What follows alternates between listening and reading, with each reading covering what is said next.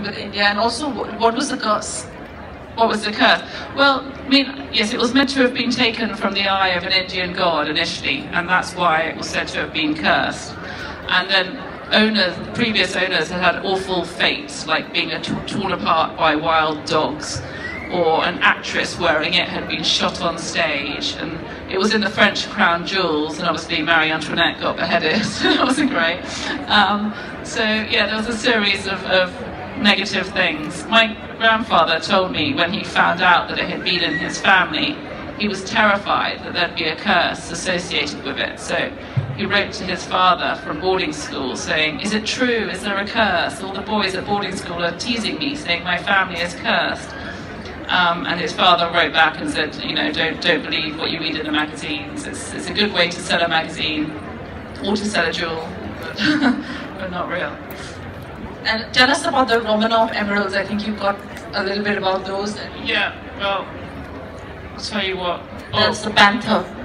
Well, panther first. So, obviously the panther became associated with Cartier. It was really the Duchess of Windsor, I think, who was the first to really pick up on the panther in a big way, because she was quite a strong, formidable woman, and I think liked the image of this panther.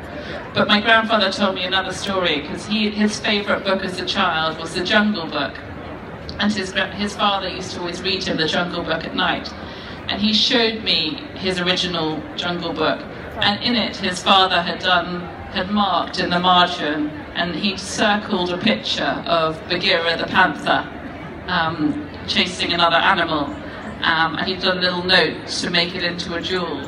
So that you can see how the inspiration is coming, you know, even from a father reading his son a bedtime story. Wow. Yeah. And do we have anything on the famous emeralds, or?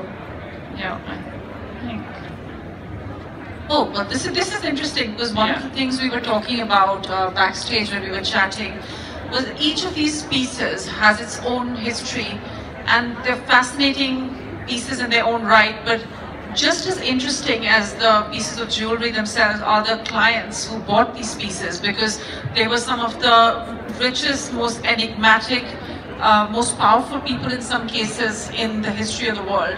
And just as each piece tells a story, the owner of each piece also tells a story, not just about Cartier, but also it's in a way the history of the world.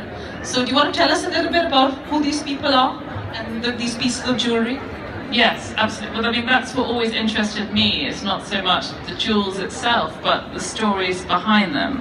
And that story, you know, because jewels are such emotive things, you don't tend to give a jewel in a whim. You give it sort of an act of love, or a way of saying sorry, or someone's died and it's been passed down. So I found that was why writing this book was so interesting. I got into so many different human stories. But also it became, in a way, the story of the world, because following the jewels is like following the money and following